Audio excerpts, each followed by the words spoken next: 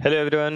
तो चलो शुरू करते हैं। इस वीडियो में हम लोग कोड फोर्स राउंड 868 डिप 2 का फर्स्ट प्रॉब्लम का डिस्कशन एंड सेकंड प्रॉब्लम का वीडियो ऑलरेडी अपलोड कर दिया, तो उसका लिंक ऊपर आपको आई बटन पे आ रहा होगा, देख लेना। वैसे तो ठीक है, बढ़िया प्रॉब्लम है सेकंड वाला।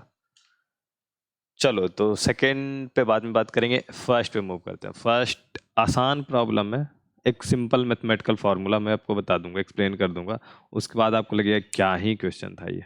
ठीक है, तो क्वेश्चन पढ़ लेते हैं। क्वेश्चन क्या कह रहा है कि आपके पास एक एरे है एन लेंथ का, A1 to AN, जिसमें सिर्फ दो ही है एलिमेंट पॉसिबल, दो तरह के एलिमेंट पॉसिबल होंगे, 1 और -1। तो आइदर +1 या -1, राइट।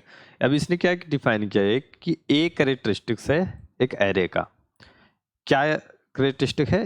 तो ऐसा एलिमेंट, ठीक, ऐसा पेयर, बेसिकली ऐसा पेयर जहां की प्रोडक्ट लेने पे 1 मिले मुझे। तो अब समझो, यहाँ से चीज़ों को तोड़ना शुरू करते हैं, क्योंकि इस बार कोड फोर्स का ये स्टेटमेंट में देखूं छोटा है, ठीक है, जो कि जो होता नहीं है। ओके, तो यहाँ पे A I into A J equal to 1 है, और ए आई और ए जे जो है बेसिकली या तो 1 होगा या तो -1 होगा, दो ही पॉसिबिलिटी है। तो इन दैट केस ये जो पेयर बन रहे हैं उसमें एक एक का पेयर बनेगा, या तो -1 और -1 का पेयर बनेगा। तो आपको बस ये फाइंड आउट, मतलब एक काउंट है ये क्या है, एक काउंट है किस तरीके का पेयर का, जहां पे सेम एलिमेंट बन रहा है, सिंपल। अब मैं इसको क्या कर देता हूँ, सेम एलिमेंट। तो आपको क्या करना, सेम एलिमेंट के पेयर को यहाँ पे एक कैरेक्टरिस्टिक्स उस एरे की बात कर रहा है। अब इसने क्या बोला कि ठीक है, ऐसा है ना, एरे आपको फाइंड करना है। मैं क्या कहता हूँ कि जो एक कैरेक्टरिस्टिक्स है वो मैं एरे का बता देता हूँ, इक्वल टू के है ये। तो वो जो एक कैरेक्टरिस्टिक्स है वो के है, उस बेसिस पे आपको एरे बनानी है एन लेंथ की। तो एन और के मैं दे देता हूँ और आपको एरे बनाना। अगर पॉसिबल है तो यस प्रिंट करके पूरा एरे प्रिंट करो, और अगर नहीं है तो नो होगा। अब देखो, एक तो ये चीज पहले सेटिस्फाई होना चाहिए आपके दिमाग में कि ये जो लिखा, if there are multiple answer print any of them, तो इस चीज का आपको ध्यान देना है, यहाँ पे मल्टीपल आंसर पॉसिबल है या नहीं। ठीक है, और है तो कैसे है, लाइक एक एक चीज को आपको तोड़ना है इसको। तो हम लोग उस बात पे जाएंगे, ठीक है, तो वो हमारा जो लॉजिक होगा वहीं पे क्लियर हो जाएगा। पहले आप समझो ये आपका क्या है।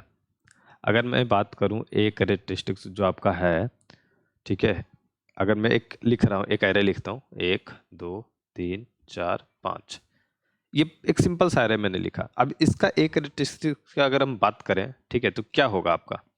तो अब देखो, सेम मैंने क्या बोला कि सेम का पेयर बनना चाहिए, तो सेम का पेयर इसका इसके साथ बनेगा, ठीक है, इसका इसके साथ भी बनेगा, इसका इसके साथ भी बनेगा, और इसका इसके साथ भी बनेगा, राइट।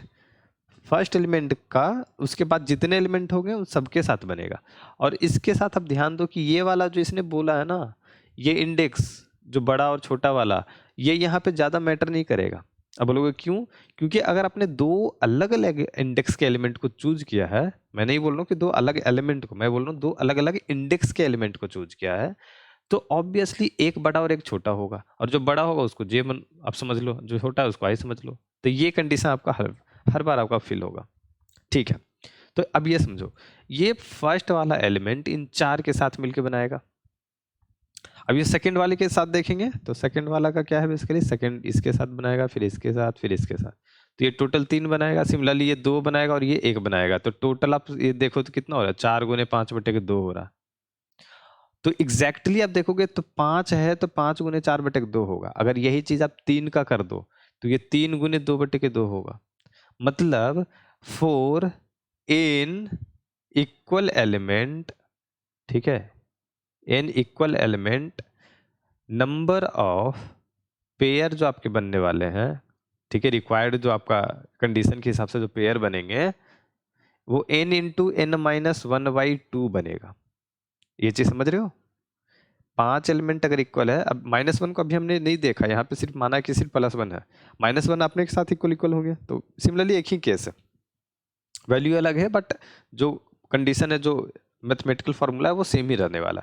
तो अगर n टाइम इक्वल है कोई भी एलिमेंट, तो उसका n इंटू n-1/2 आपका इक्वल जो है वो नंबर ऑफ पेयर यहाँ पे बन रहा। ठीक है, अब सोचो, अब मैंने क्या बोला कि हमारे पास पॉसिबिलिटी है सिर्फ 1 और -1 की, तो मैं क्या बोल रहा हूँ कि n लेंथ का जो एरे है आपके पास, n लेंथ का एरे है,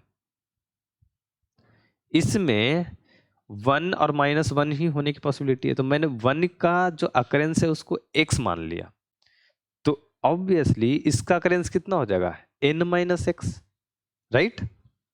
ये तो ठीक है ना, 5 एलिमेंट्स में 2 एलिमेंट मैंने 1 को रख दिया, तो ऑब्वियसली तीसरा एलिमेंट, तीनों जो एलिमेंट होने वाले वो -1 होगा, क्योंकि हमारे पास दूसरा ऑप्शन ही नहीं है, 1 और -1, तो 1 को मैंने फिक्स कर दिया कि टोटल x प्लेस पे ही होंगे, ठीक है, टोटल x प्लेस पे ही होंगे। और एक चीज और समझ लो, ये आई थिंक ये पार्ट नहीं है डिस्कशन का, बट मैं फिर भी बोल देता हूँ, यहाँ पे इसका जो अरेंजमेंट है वो ज्यादा फर्क नहीं डालेगा आपका, ठीक है। इसीलिए ये चीज जो हम x रैंडम सा ले लिए कि नंबर ऑफ 1 का एलिमेंट जो है वो x टाइम्स होगा, तो ऑब्वियसली दूसरा n-x हो गया, ठीक है। अब अगर ये x टाइम्स है तो इसका कितना पेयर बनेगा, तो x into x minus 1/2 as per above discussion, ठीक है।